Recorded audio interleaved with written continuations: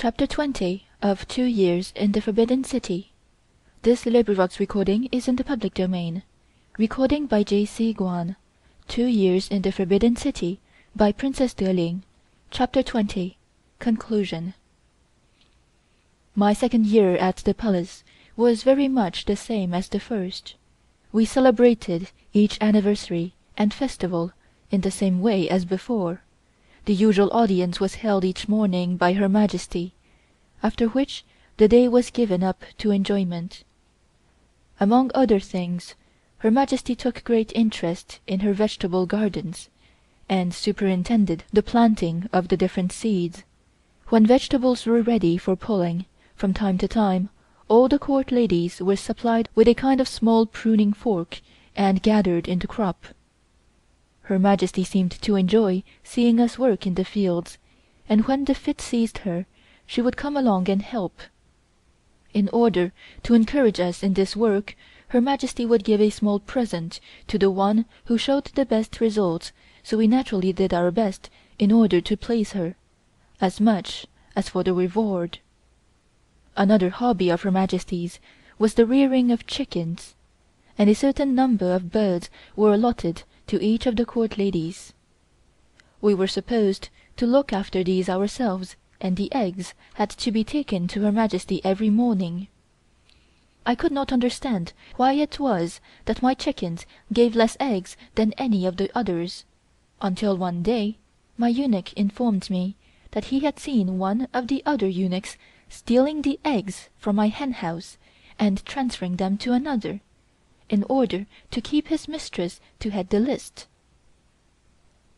Her Majesty was very particular not to encourage untidiness or extravagance among the court ladies. On one occasion she told me to open a parcel which was lying in her room. I was about to cut the string when Her Majesty stopped me and told me to untie it. This I managed to do after a lot of trouble, and opened the parcel. Her Majesty next made me fold the paper neatly and place it in a drawer along with the string, so that I would know where to find it should it be wanted again. From time to time Her Majesty would give each of us money for our own private use, and whenever we wanted to buy anything, say flowers, handkerchiefs, shoes, ribbons, etc., these could be bought from the servant girls who used to make them in the palace, and we would enter each item in a small note-book supplied by Her Majesty for the purpose. At the end of each month Her Majesty examined our accounts, and in case she considered that we had been extravagant, she would give us a good scolding, while on the other hand, if we managed to show a good balance, she would compliment us on our good management. Thus, under Her Majesty's tuition, we learned to be careful and tidy against such time as we might be called upon to look after homes of our own. About this time my father began to show signs of breaking down, and asked for permission to withdraw from public life. However, Her Majesty would not hear of this, and decided to give him another 6 months' vacation instead.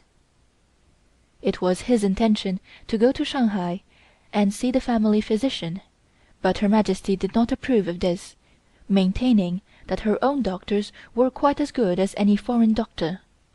These doctors therefore attended him for some time, prescribing all kinds of different concoctions daily. After a while he seemed to pick up a little, but was still unable to get about on account of having chronic rheumatism. We therefore again suggested that it would be better for him to see his own doctor in Shanghai, who understood my father thoroughly, but Her Majesty could not be made to see it in that light. She said that what we wanted was a little patience, that the Chinese doctors might be slow, but they were sure, and she was convinced they would completely cure my father very soon.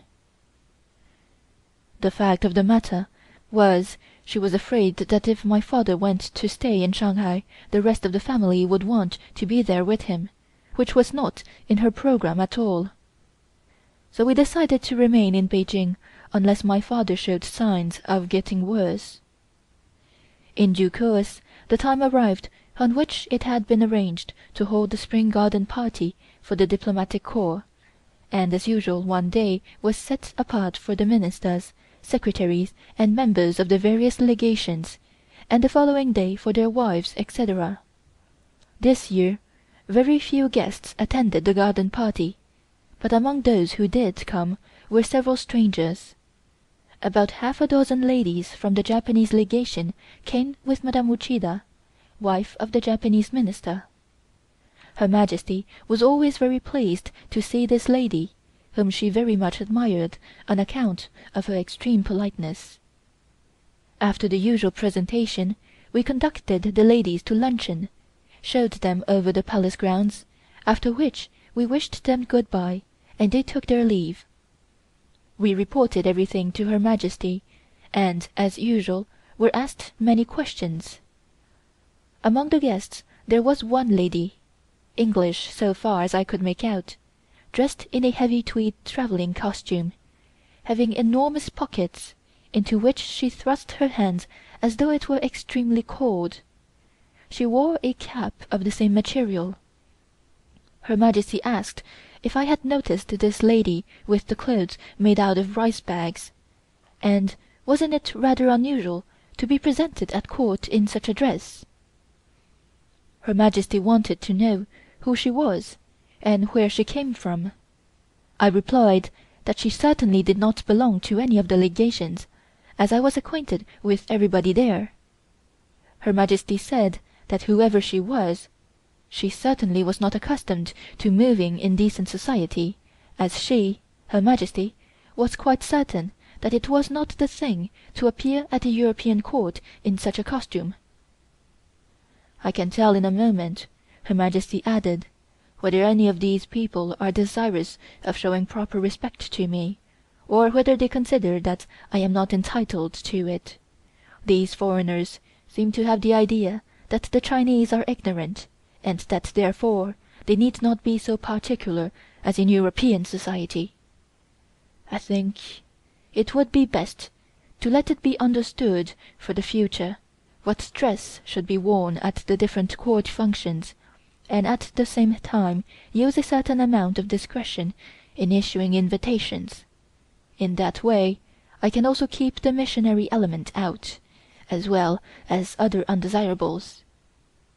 I like to meet any distinguished foreigners who may be visiting in China, but I do not want any common people at my court.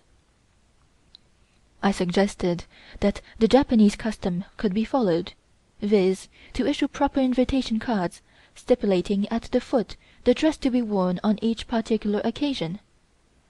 Her Majesty thought this would meet the case, and it was decided to introduce a similar rule in China.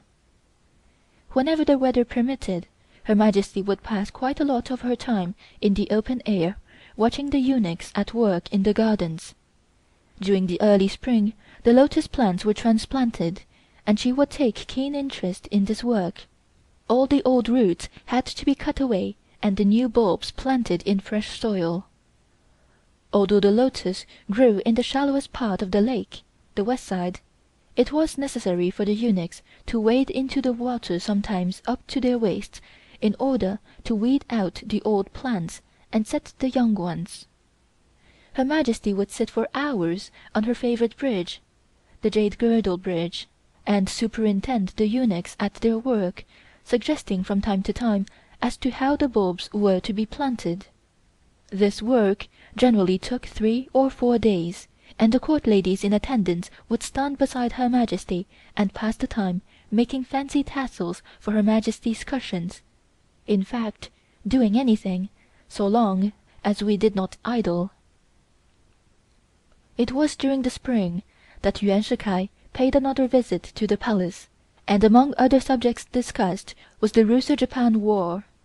He told Her Majesty that it was developing into a very serious affair, and that he feared China would be the principal sufferer in the long run. Her Majesty was very much upset by this news, and mentioned that she had been advised by one of the censors to make a present to the Japanese of a large quantity of rice, but had decided to take no